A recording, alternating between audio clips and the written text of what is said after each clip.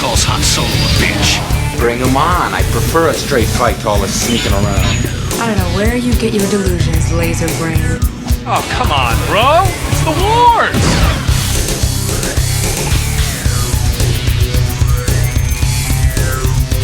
Well, in this arc, it took a little less time to get to the payoff. This is The Wars and More. I'm Joe, and of course with me is my good buddy Doug. Hey Doug, how you doing? Doing pretty good, Joe. How you doing? I'm doing all right. Well, we're going to talk about it a little bit now, but Yeah. but we finally got to the jailbreak. Yes. That's exciting. That's exciting. Right off the top, I just want to say I'm just thankful that we didn't have to watch Cyril Karn eat cereal again. I am so happy he wasn't in this episode. Yeah. I mean, damn. Yeah. Right. But yeah, we'll get to all that. But first, just a couple other, we've talked about like movie props going on sale, stuff like that. Oh yeah. Going up for auction. Shouldn't say going on sale. It's not like they put a sticker on it and said, yeah, we want this for that. Right. But so someone found 450 Kenner Star Wars action figures from the 80s. Right. So A New Hope figures, Empire Strikes Back figures. I mean, and I guess A New Hope figures before it was called A New Hope, right? Exactly. Yeah, pretty cool. A lot of figures that I saw in there that I used to have that got played with really hard and either got destroyed or lost or, trapped in the abyss of my parents' attic, something like that. Yeah, I mean, if you're looking to reacquire those figures, this is not going to be the way to do it, right? Right. Exactly. These things were sitting in like the original cardboard box, which somehow survived. I don't know how. Well, I mean, I guess it was in a warehouse somewhere. So in a warehouse, I mean, normally these warehouses, it's for products to come in and move out, right? Something like that, usually. Yeah, someone dropped the ball. And yeah, these just got set aside.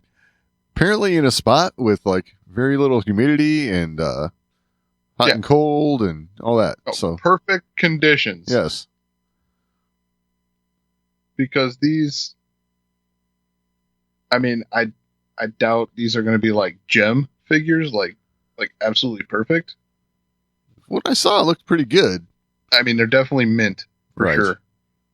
There might be a few gem ones in there, Yeah. All I But have to I say. mean, the cards aren't bowed from the way it looks. I mean, that Which could be is- deceiving because they're stacked up on top of each other. It's true. But yeah, I mean, there's no fading. Doesn't look like much scuffing. Right. No fading. That means they weren't in the light. Right. They They're- definitely remained in the box. In the boxes, right. With all the packing materials and things like that. So what that means for all of your carded, all of you who have carded figures, the value just went down. There's more in the pool now. Yeah, there's definitely more in the pool now. And probably better than yours. Exactly. Because they sat in a warehouse in the box Yep. in apparent perfect conditions. Uh-huh. Hate to be like that, but Yep. But hey, let's be honest about it. I mean, because I mean, collectors. I mean, you find these things and like, oh, well, the bowing ain't that bad in this one, or the glue held up all right. Right. These ones, the glue isn't separating from the bubble. Like, I don't get it. Well, That's the thing that shocks me the most. yeah. Is that like these things, the glue didn't just deteriorate and like they popped out of like the bubbles fell off the card, Right. Because that can happen. But yeah, 450 of them, Well, all the way from the first film to Return of the Jedi. that's pretty amazing. Finds like that are not going to come along very often anymore. That's for sure. No, I bet this is a one of a kind. Yeah, for sure. pretty sure not too many places had 450 of these figures laying around I mean, that weren't sold. you know, not to get all weird about it, but like, let's be honest, not until people my age or a little older, you know, start kicking the bucket, you know, and their collections start going up for auction. That'll be when these things become more available. I mean, but to be fair, at the same time, when these figures came out, right, there was not the collection mindset for action figures No. to keep these things carded. Right. We got these things and we tore them open and we played with them and Right. played in the sandbox. You know, hey, where's my Right. figure? Go out in the sandbox, start digging. There it is. All right, this is in the sandbox all week. You know. Barely. Whereas nowadays, like I have friends that collect Star Wars figures that everything stays in the box. Right. The rarer ones go in like protective cases and stuff. And I just tell them, like, dude, you realize these are never going to be worth like what the old figures are worth. Right. Because that's part of the reason why the old figures are worth so much. Because no one did it. Right. Right. No one saved them. No one kept them in the card on card. Everybody's looking for like, oh, when I retire, this thing's going to be worth $1 million. Yeah, no. Exactly. I don't think so. So, well, I always love triggering them, right? Yeah, I bet. Yeah, when the first run of the Black Series came out for The Force Awakens, I found a Kylo Ren like right out the gate. Okay. And Kylo Ren was like one of those ones that everybody's like, I can't find one. I was like, I told him that. I was like, hey, I found a Kylo Ren. He's like, oh man, you got to put that away. The figure's going to be worth some money. I was like, dude, this is out of the box. It's on my shelf. He's like, what the hell is wrong with you? That's what I do with my figures. Right. I take them out of the box and I put them on a shelf. Why? Wanted to look at it? Yeah. Yeah. That's funny. Oh, you're going to lose so much. No, I'm not. No offense to collectors, right? Right. You do you. Yep. And If that's the way you want to collect it, Yeah. fine. This is the way I do it. they're going to make more of them. Don't worry. Yep. If they're They're gonna selling make more. Yeah. And it didn't fail, right? They did a second run of Kylo Ren, Right. which automatically, okay, you can tell me, oh, they can tell if it's a first or second run. Yeah, whatever. Right. That doesn't matter. Yeah. Did they change the mold? Did they do something different? No, they didn't. It was the same figure printed on a second run. Yeah, okay, there's probably something different with the box to know that it's a second run. Right. But is that really going to matter in the end? Nope. No. It's a Kylo Ren figure. Black Series, 6-inch, that mold. That's the way that's going to shake out. If they change the mold, that's different. That's a totally different story. Repaint somehow, something like that. Mm-hmm. But yeah. Yeah, if they reprint, every time they reprint, their value's going down. Yeah. Now, maybe Black Series now, you know, with the way you can find them now, maybe they are going to be worth more money because I can never find them. Maybe. But the key here, right? The way to make a fortune is to have 450 of them like this auctioneer has, you know? So it's like, Right. okay, I guess that kind of makes sense. You can make some dough that way. But Well, I mean, these carded figures, I mean, some of them, and these are going to be probably more because I've seen figures like this go on eBay, you know, carded, unopened, $1,500, right? right. And those are, you're like $1,500, that card's bowed. There's like chips on the edges of the card. Like, Yeah. but you got to think about it. It's from 1980. Yeah, heck yeah. The fact that it's only bowed a little bit and a few chips is like, it's pretty good for Right. 40 years, right? Like, Yeah, totally. and like I said, the main thing here is no one thought, wow, these are going to be collector's items. Because look around. Teenage Mutant Ninja Turtles figures are worth a ton of money. Are they? Oh, yeah. If Wow. they're carded and unopened and stuff. Well, I think we have some of those actually. Carded and unopened? Yeah, The originals? I'm thinking so. From the 80s. Wow. And my wife bought them for her nephew. I don't think he ever got them. Yeah, you're probably sitting on some money there. Oh, sweet. Honestly. If they were Star Wars figures, I wouldn't even consider it. But, Ninja Turtles, not my thing. Yeah. Yeah, I'm pretty sure if they're the original 4 ones that came out, if they're carded and in good shape, pretty sure they're worth. Okay. But anywho. Yeah. Yeah, like my dad likes to do. He likes to go through all these toys we had when I was a kid. Right. So you're talking late 80s, early 90s. Yep. And dude, some of these toys are worth ridiculous amounts of money. Wow. Especially like the play sets. Oh, yeah. Yeah, if they got all the little things that go with them, that's another thing. Yeah, like the one we had the Ghostbusters Firehouse, Uh-huh. right? And my dad's like, "Oh yeah, it's worth this much now." And I'm like looking at it, I'm like, what really makes it like kind of valuable is like that it came with like this container of ooze, right? For Oh, yeah. that you immediately opened and dumped on the floor. yeah. But it's like it had to have that in there with that unopened. And I'm like, Yeah. well, first off, that stuff is hard as a rock now. Of course. I don't see what the point is. True, but gotta have it. Yeah, you had to have the slime, right? Was it ooze? Ooze would have been Ninja Turtles.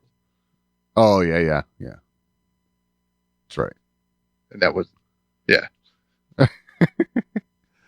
Getting the franchises mixed up here. Yeah. It happens. Right. But yeah.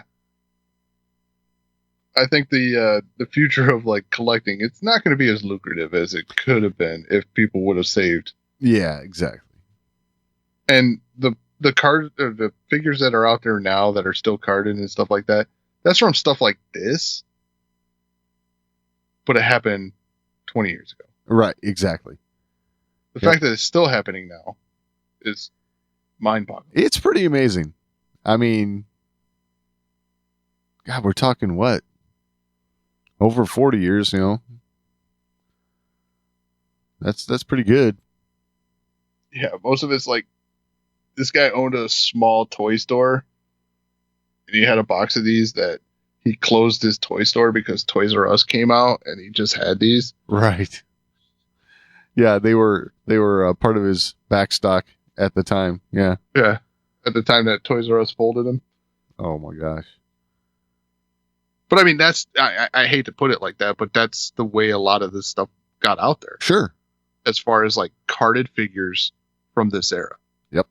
Because no one had the foresight to save these things. Like they're going to be worth money someday. Right.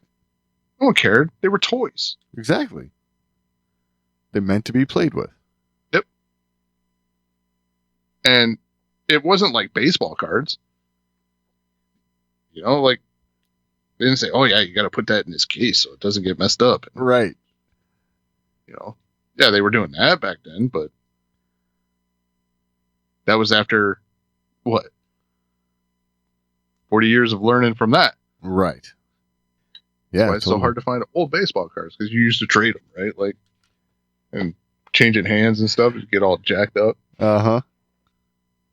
So if you have like a Mickey Mantle or a Babe Ruth that was like original, stuff's worth money. So those cars were getting jacked up by kids back in the day. Exactly. Putting the spokes of their bike, Yep. that kind of stuff. So it takes time to learn these things.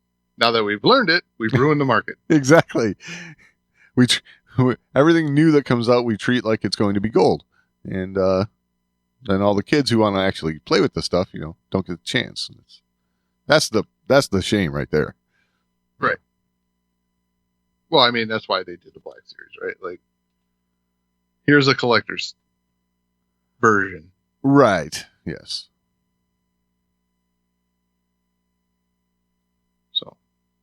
Yeah, kids don't play with toys anymore now. They got iPads. I know. Which also The action figures are all for collecting now. I So know. that ruined the market even further. Exactly. You know, kids buying the vintage series at the store. Like, I don't give know. a shit. Oh, it makes me sad, Joe. I collect these things too, and I'm telling you this. Like, I know. I know. but I'm a realist.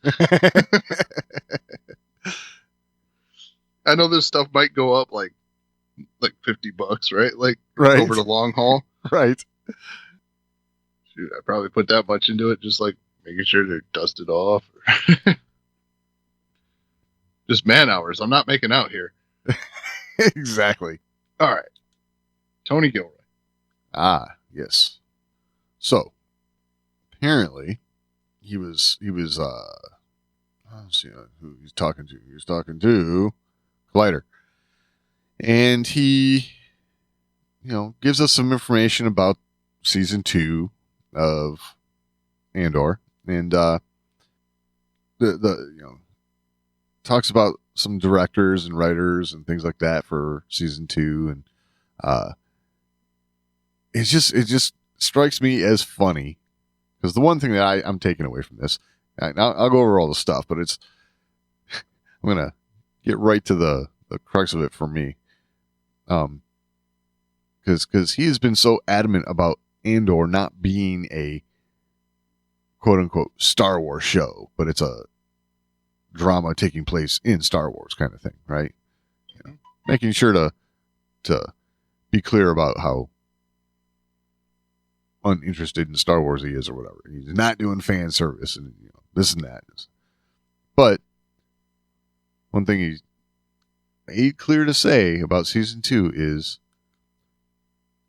and spoiler, if cover your ears if you don't want to hear it, we're going to Yavin. So it's like, I think we all kind of assumed it would have to happen, right? I don't know if that's really a spoiler. Yeah, but it's like just kind of funny that he's throwing that out there now, because that's a very Star Wars thing, right? I mean, we're going to Yavin, then we're going into places where we eventually need to really weave our way back into the source, which is Rogue One. Right. So, it just seems funny to me. Like I said, he's been adamant about, it's not a Star Wars show, but it's a show in Star Wars. Whatever, however he wants to put it.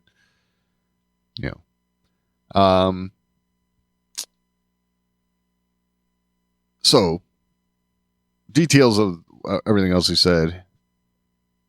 The show's going to begin production the Monday before Thanksgiving, November 21st.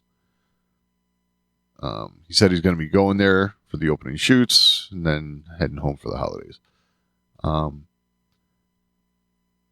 So the writers, he's going to have his brother Dan Gilroy, Bo Willimon. They'd be returning to write some upcoming episodes, along with Tom Bissell, who is, according to Gilroy, a really cool and really, really interesting, versatile, really good writer, but also a very, very, very big Star Wars fan, which we really wanted to make sure we had another pro because we're going into Rogue One. So, good, I guess. That's a good thing. Mm-hmm. But, yeah, season 2, getting ready to start, so interesting. Getting ready to start. Shooting. Oh, shooting, yeah. Yeah. What? No, we haven't wrapped up season 1 yet. 2 yet. episodes left.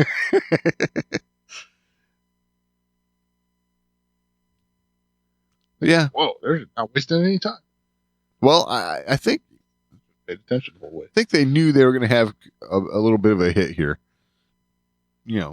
as the show was coming together. Oh, I mean, I can see why. Right. Totally. Just like, they knew they had a hit with Last Jedi, so Rian Johnson got his trilogy. How's that working out? Are those crickets? I don't know. Anyway. How's that working out?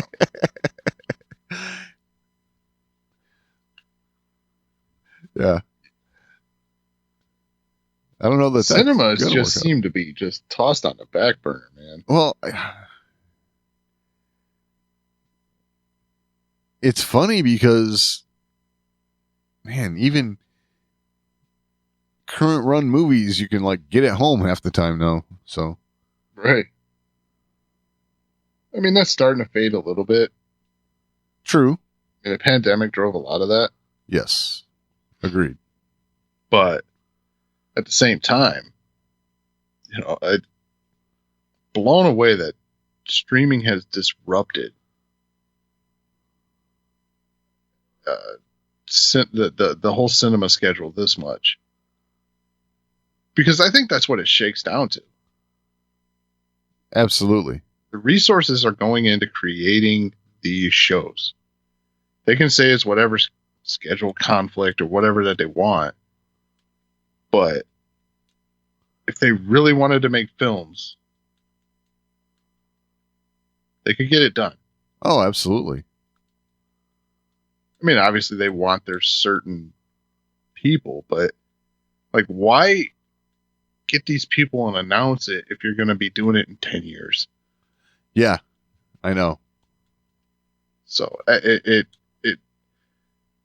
there was no way they were thinking it was going to be this far out when they announced those.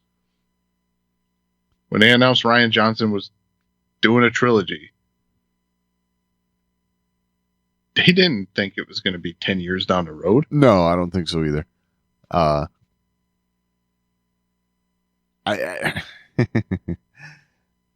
think they thought the reception of that movie was going to be way different than it was too. So, well, no doubt about that. Right. I mean, they had every chance to fix that, in my opinion, and they chose to not. Yeah.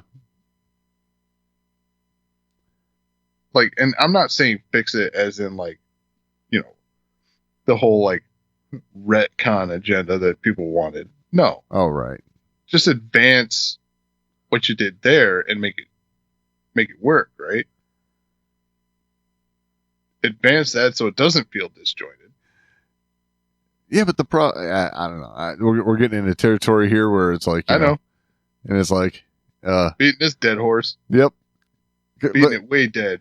Thing is, you have one movie in order to tie up, all the threads that you started with two different movies. So, okay. Well, yeah, I mean, that's where I was going with that. Yeah. Like in all honesty, they should just abandon what they were trying to set up in The Force Awakens. And it's like, yeah, you were just wrong. You were just wrong. That's not the way this was going. Yeah, I guess, but you don't do that by bringing in the guy who did that movie. But there's no shit. Yeah. Oh, so is that the whole point you're getting at? Yeah. Okay. It's like, oh, we did something that just really didn't line up.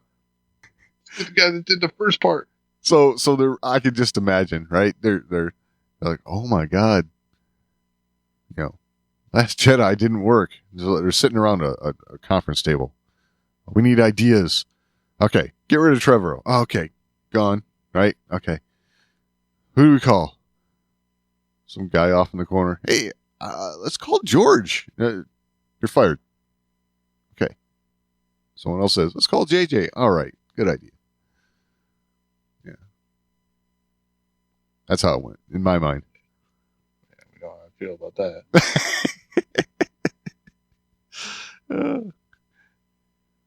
Let's bring in Dave Filoni. Nope, he only does cartoons. Yep. Sit over there and draw. Guess we got that wrong again.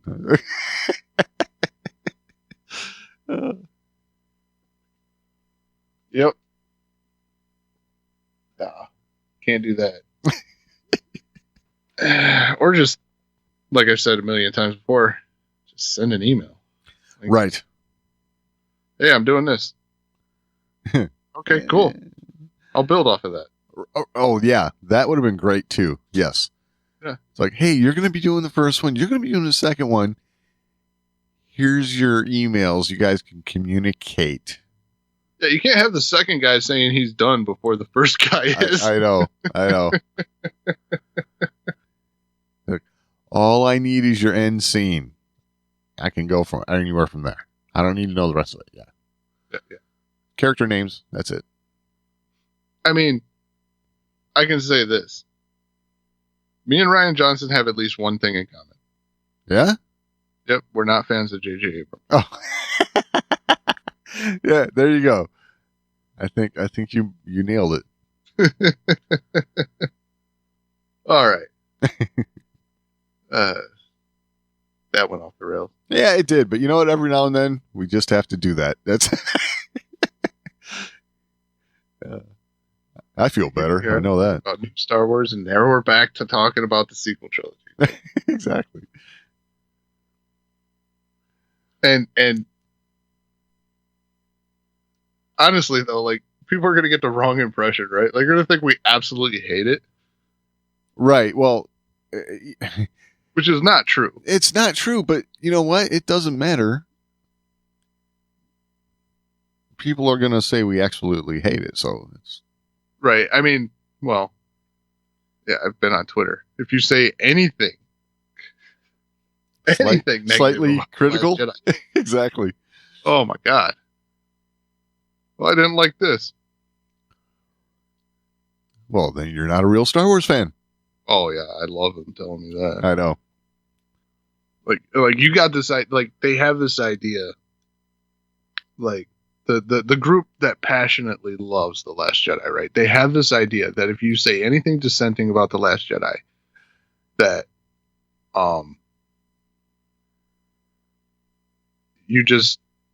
you're one of those like gatekeeping fanboys, right? Like, Right. No, okay, look, those guys, yeah, they're special. Exactly. You know, it's yeah, I don't approve of that either. No. But and then the other thing is, like, if you don't like everything in Star Wars, you're not like a true Star Wars fan. Like, right. and then, like, you know, talking about the gatekeeping fanboys, if you like anything outside of the original trilogy, you're not a real Star Wars fan. So yeah. So well, I mean, if you just take the two categories, Doug, we're not real Star Wars fans. absolutely. So what We you're don't saying like is, absolutely everything they do, but we like stuff outside of this, so right. we're just screwed. Yeah, it's true. So you have to either like the OT exclusively, or Star Wars begins and ends with The Last Jedi. Yep. Yeah, screwed. Got it. Why are we even here? I don't know. We're here to talk about Andor. That's why we're here. Yep. There we go. There we go. And we That's what we steer call it back a on course. Segue. It's not a segue. That's steering it. Okay, Like, hey, we're going to talk about what we actually came here to talk about. that's right. It's not a segue. Well, whatever. Back on track. Huh? Back on track. Back on track. Back on track. Yeah, we were Ross Chastain in that for a minute. Like, Right. there's a remark only 25% of people are going to get. Yeah, exactly. Anyway, Andor. So, finally got to the jailbreak. Yes. I say finally, like it took a long time. It didn't take a long time. No, I'd say this was just about the perfect amount of time. Yeah. You know. And I like that they actually played it out. You got a payoff from, the goal they were setting out for. Right. Unlike, I really hate to bash on the first arc, but I mean, it was 5 episodes of setup, another half an episode of still setting up, right, and then 10 minutes of the actual thing. Right. So it was oh, wow. Yes. That seemed a little much. It was, and now granted, you have, not only are you setting up that arc, but you're setting up the whole show and all that for the prior arc. But we're we're rolling with this. We know how we got where he's at and all that. So all that works out. But it was nice, concise. They got to the point, and No, this one was this was really good. I mean, and you're seeing the difference between the first round with Cassian and this round. Right. Round 2, there's a little more devotion to the people around him. He's a little more of a leader. Yes. But he's not he's not that leader that's just taking the limelight. He sees who the natural leader is of the group, and he's pushing him. Right. He knows the guy that's going to get the respect. Yep. I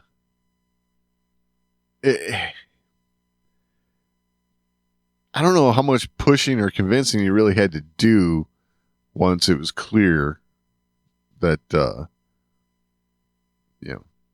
they weren't getting out of there. Right. Because once they knew that it's kind of like, okay, well, we got to do something about it.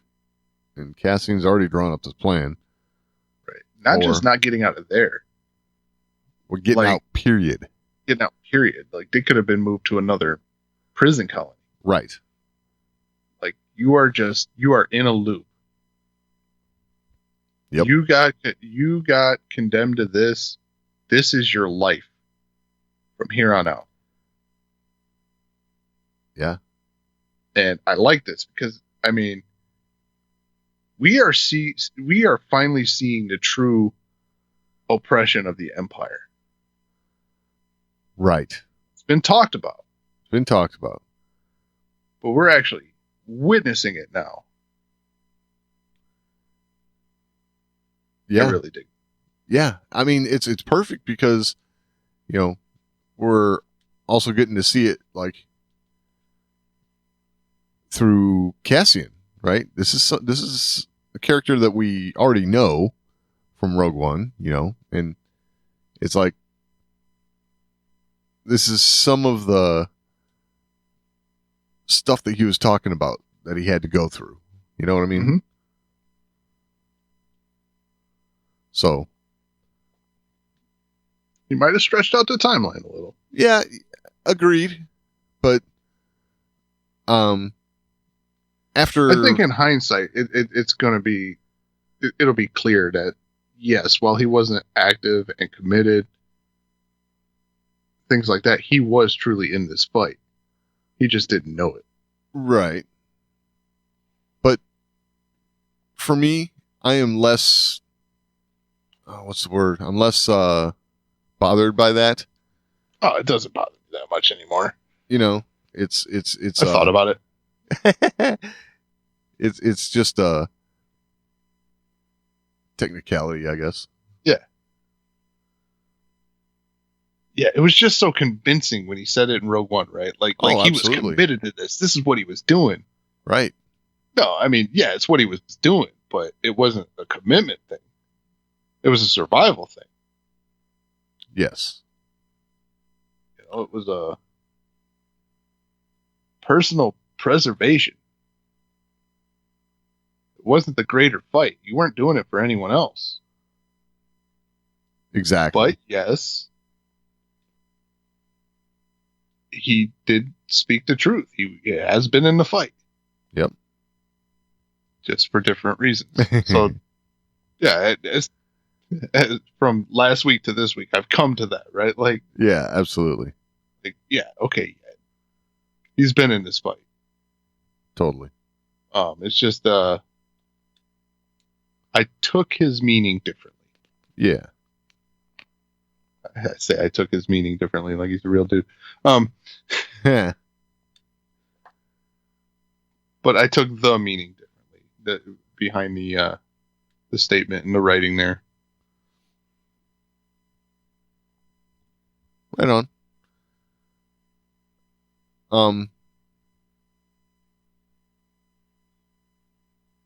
So I don't know. The whole jailbreak plan, we saw Cassian working on the water pipe, and like earlier episodes and keeping track of, how things happen and, how many guards are on hand when they do and just how few guards there were, all that kind of stuff it's clear that, this isn't his first rodeo, kind of, so to speak. Right. I'm sure there's a lot of other people in there the same way, but he, for sure, we know, is in there for no reason, right? For being in the wrong place at the wrong time. And he also has this checkered past, I guess you could say, where, he's had to figure his way out of places. So, if a lot of these other people are just the everyday average Joe who just got caught up in, some sort of imperial, whatever you want to call it, situation like Cassian was in, but didn't have Cassian's checkered past. Maybe they're not up to figuring out a plan and all that kind of stuff like he is. I guess that's why it works out so good to make him like the ringleader. Or even capable, right? Yeah. Not just up to, but capable. If you don't have this moral ambiguity. Okay. Is that a way to put it? I guess. This ability to suspend your morals, right? Right. Killing. Oh, yeah. Yeah. Cassian can get there. And he Yes. can get there now. If these guys are like Cassian was doing nothing and they're in this, now they're in this jail, can they go from not having done anything wrong in their past to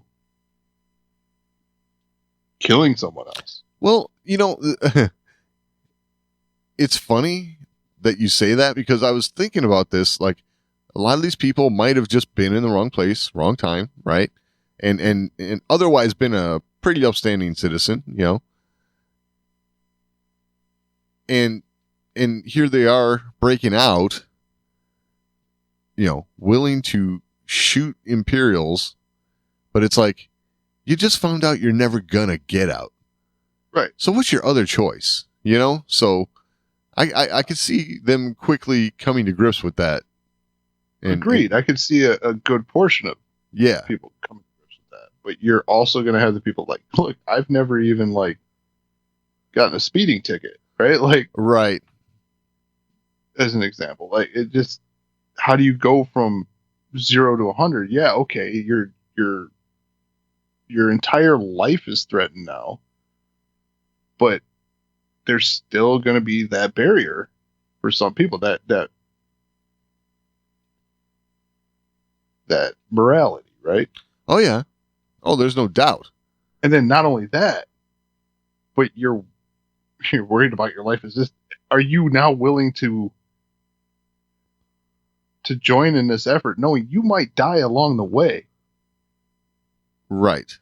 but your effort means life for someone else. Can you get to that? Right. I mean, what's your other choice? You're I know it seems easy. or you're good. It certainly does. I mean, But I think they are showing that a little bit. Like you have one of the guys at the table there. He's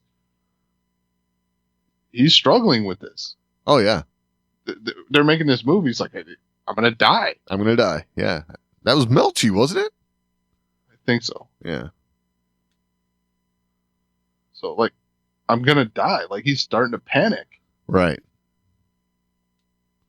You know, and I think they did a good job of weaving that in there because these guys might be either were wrong place, wrong time, or did something super minor and are doing hard time for it.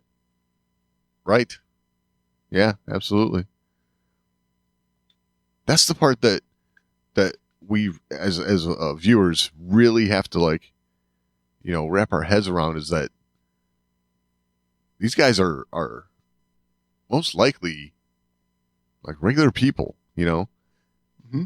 You know, we watch this show from Cassian's kind of point of view and background, I guess you could call it. And he's like probably the exception to the rule here where, you know, he's a thief, he, you know, does these, you know, less than respectable things, you know, so yeah.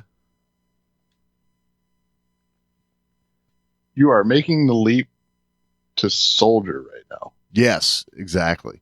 And that's, I guess that's our big takeaway with all this is that, you know, we're watching Cassian come to the conclusion that there is nothing he's going to be able to do to change any of this, you know, or I shouldn't say it that way. The only way he's going to change any of this is by joining the fight, joining the rebellion. Because, you know, clearly just going along to get along the way he's been, you know, doing, you know, just trying to do his business under the radar a little bit. That's not going to work there because there isn't going to be any more of that. Yeah, and I think the other thing that's pushing him towards that is he's getting involved in these situations where, I mean, the body count around him, Right, is growing. You yeah, know, people on his side. Exactly. I think for him, people on the other side right now, it's inconsequential. Right. But the people on his side, the people he's gaining a little bit of a bond with, are falling. Right. And the reason why that's happening at all is because of this oppression, because of this. Like, maybe he's, you know, reaching that point, like, look, and coming out of this, you know, going into the Empire in the greater galaxy, it's probably going to feel a lot like being in this colony. Like, I have to follow their rules. I have to, like... Yeah, absolutely. So, do I live by their rules, or... Right. And it's funny because, you know, I just started thinking about this. It's, this arc we're watching Cassian go through, when you think about it, is very similar to the arc we saw Jyn Erso go through. You know, when she's talking with Saw, right? You know, Mm-hmm. Are you going to be able to live with Imperial flags all over the place? And he's like, or she was like, you can do it if you don't, you know, what is it? If you don't look up or whatever it is. Oh, Yeah. And it's like, So, everyone has to come through this whole, what's the word for it? I don't know. There's a word for it. But they go through their own process. Yeah. Just occurred to me. Very similar to Jyn Erso. So, Oh yeah, it kind of works. Very much so. Even though before that he was trying to run for it. Like Right. Oh, totally. they're not everywhere. We can go here. We can go there. Oh, yeah. Yeah. Yeah, exactly. All right. Mon Mothma. Oh, yeah. So last week I talked about I feel like something bad's gonna happen to her family. Right. Man, I really hope that she isn't the one that causes it. I know. But in some ways, I got a feeling that's going to be the case. Oh man, like I understand, like, it's a custom, right? Right. It's right. it's obvious that on Chandrila, like, arranged marriage is a thing. Yeah, totally. And I'm guessing, since arranged marriage is a thing, arranged marriage for gain on both sides is also a thing. Right. So essentially trading. Yep. I mean, that's like It's the dowry, right? yeah, Like, the dowry, the medieval type of arranged marriage between noble families and all that. Yeah. That kind of thing, yes. but damn. I know. My thought was, for as nasty as her daughter has been to her, she has no idea how much her mother's sticking up for her. Right. I mean, that right there is like, oh, yeah, well, That being said, yeah. I also have to take back what I said about I don't feel like she has any, like, disdain for her husband. No, I think she does. Right. Yeah. I think she does. After this, But like, she obviously looks at the arranged marriage thing as like it's horrible. yes, but on the other hand, it is just Chandrilan way, she accepts it, I guess. Right. But she's obviously not happy with it because she doesn't want to put her daughter through it. Right. Exactly. So I'm definitely seeing, like, there's probably something similar to this going down when she was Oh, totally. set up. Yeah, absolutely. And yeah, she probably would probably call her experience with it less than satisfying. So yeah, that's something to keep an eye on going forward. Absolutely. The one thing that was a little odd to me at this episode was we spent 45 seconds on Ferrix. I think this was simply a setup for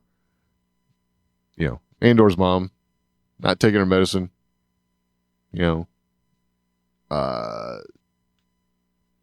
Something bad gonna happen. Yeah.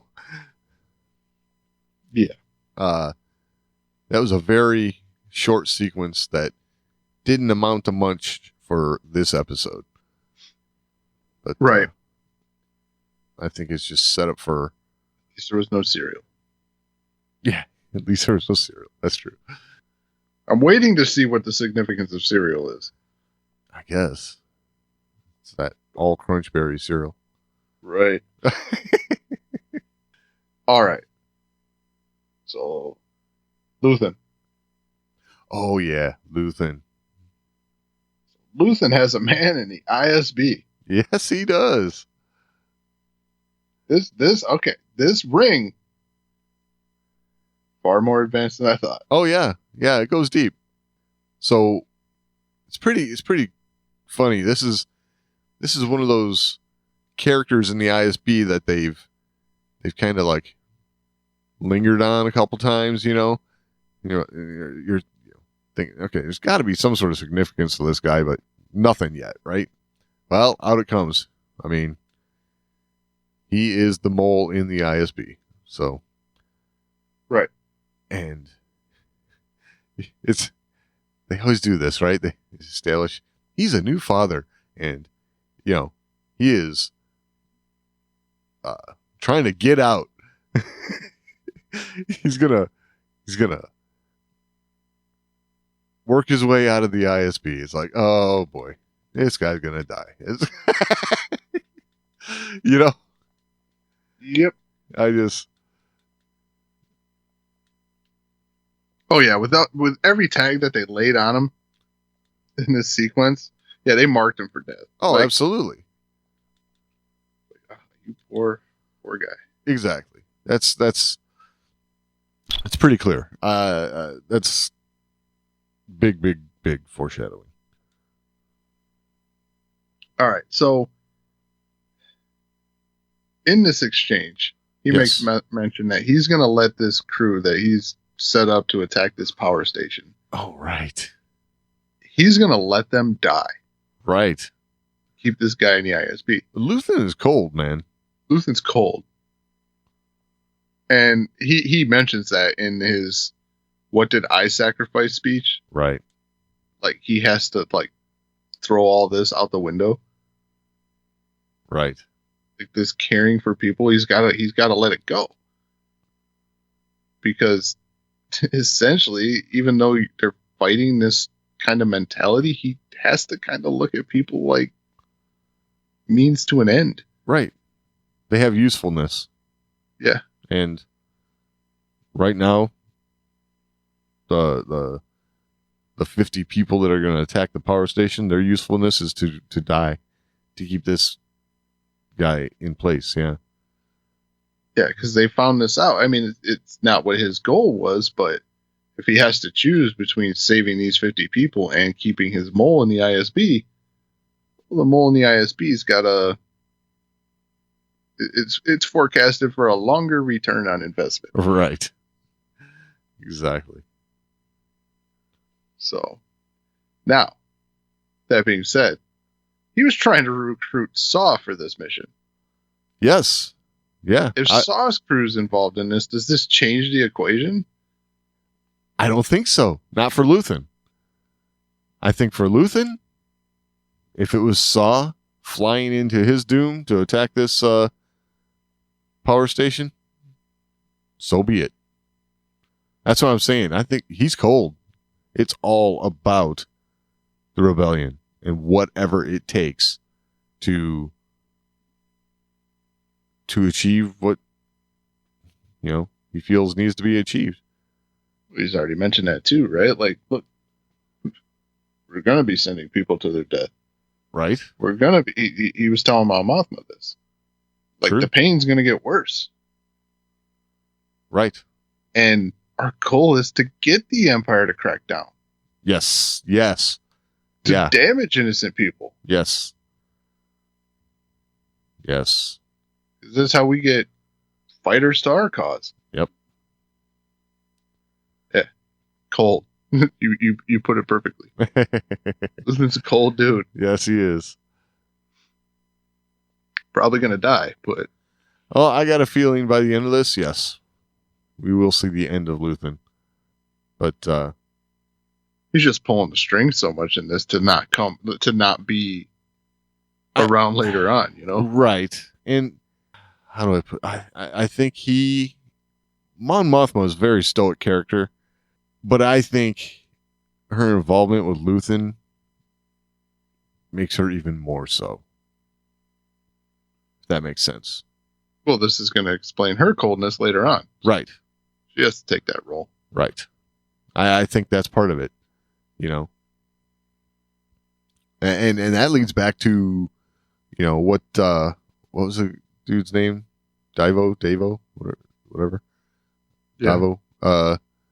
He says, when she said, "I am not considering this deal," he said that's the first untruthful thing you said. Yeah.